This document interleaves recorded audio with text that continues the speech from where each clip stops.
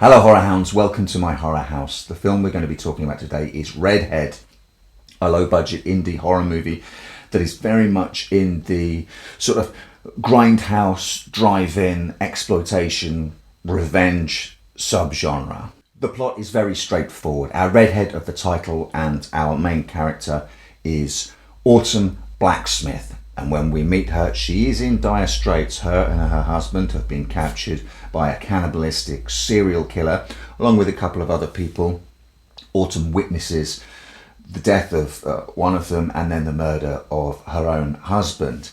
And she escapes, but her mind is broken. And the rest of the film sees her struggling, I think it's fair to say, to re-enter society and using the demons within now to fuel a blood-soaked revenge on anyone who ticks her off, basically. And we get a whole procession of sleazy guys turning up, sort of queuing up to be her next victim, and she just works her way through those, and that's pretty much it.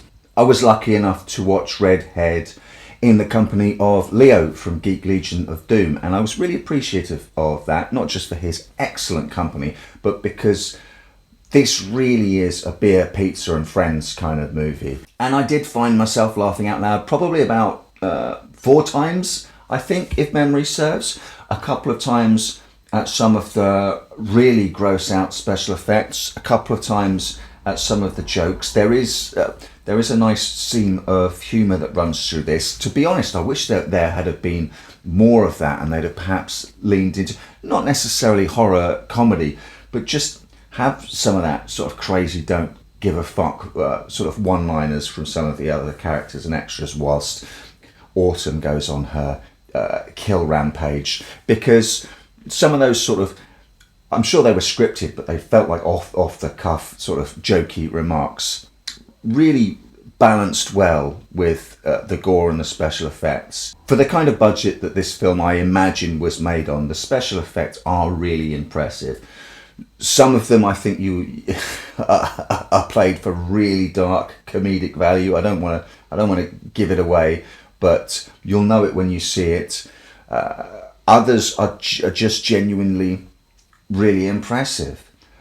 Another thing that stood out that Leo and I both commented on while we were watching it as being impressive, especially for the budget, is how nicely shot the majority of the film was, how nicely lit it was. There's always an intention there and an effort that's gone into lighting, and especially lighting with a view to depth and creating interesting shapes and colours and things in the background. So I never got bored looking at it. I never got bored with the special effects and the gore, because ultimately that is what you turn up for in a sort of exploitation serial killer movie like this. It's like what it reminded me of, actually, especially considering the amount of times that our main character, played by Jonah Hodge, gets absolutely sprayed with blood. Is if you imagine if Sally Hardesty at the very end of Texas Chainsaw Massacre, gone completely mad, suddenly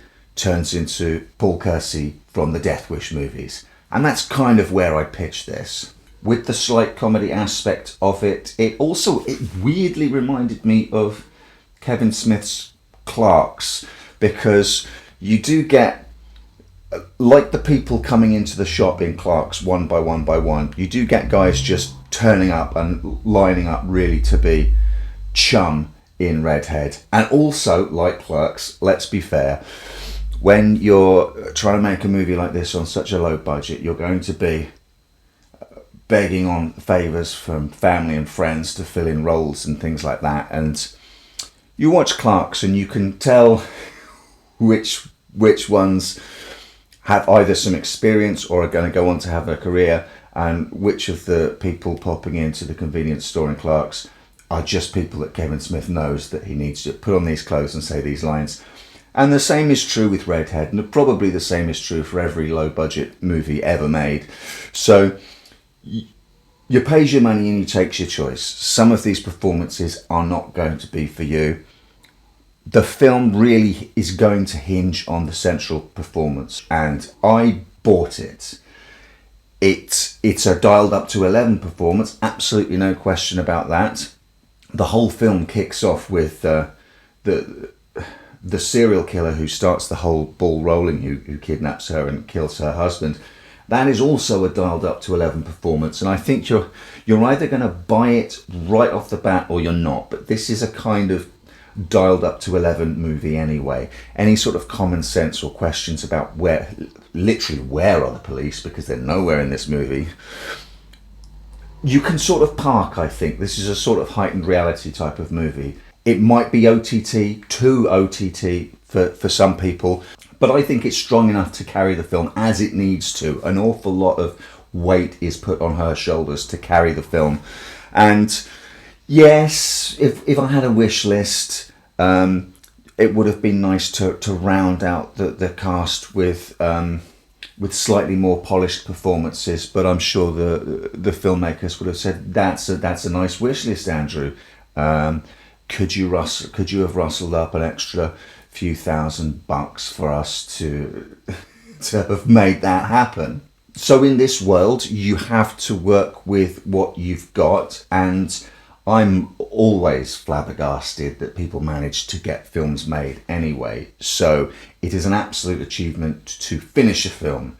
It's an absolute achievement to finish a film that is entertaining and that at parts really does get the reaction from me that I assume the filmmakers intended. A laugh is so close to a scream after all, and you know, us dyed-in-the-wool gorehounds, we are going to laugh at kills and gore effects executed well rather than scream at them.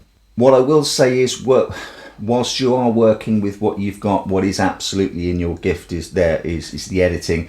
Some of the editing and the pacing in this was a little off for me. Some shots, some scenes seemed to linger, especially in the dialogue. I think things could have been snippy snips. People say things and then there's a pause, and then someone else says something and there's a pause. I think there could have been an awful lot of tightening up. There were a lot of scenes.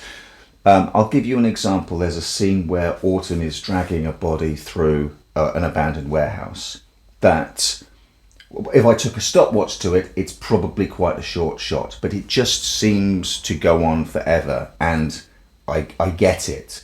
There was an awful lot of moments in the film where I'd kind of got what the shot was, I got what the intention was, and then it just lingered, it just carried on for an extra second, an extra couple of seconds. And you can really feel that in dialogue scenes, especially if it's a dialogue scene which is bizarrely sort of just a succession of one shots.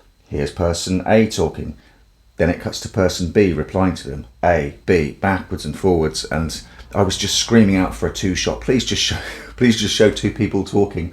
So these are choices that are within the gift of the filmmakers. So did I enjoy it? Yes. Is it absolutely what you would expect it to be from indie low budget horror filmmakers? I think it does come with the flaws that you would anticipate that most films from that kind of source come from, but it is definitely a superior version of those. There is a vision to it. It is clearly a labour of love. There is clearly skill and execution in front of and behind the scenes. Like I say, it looks great.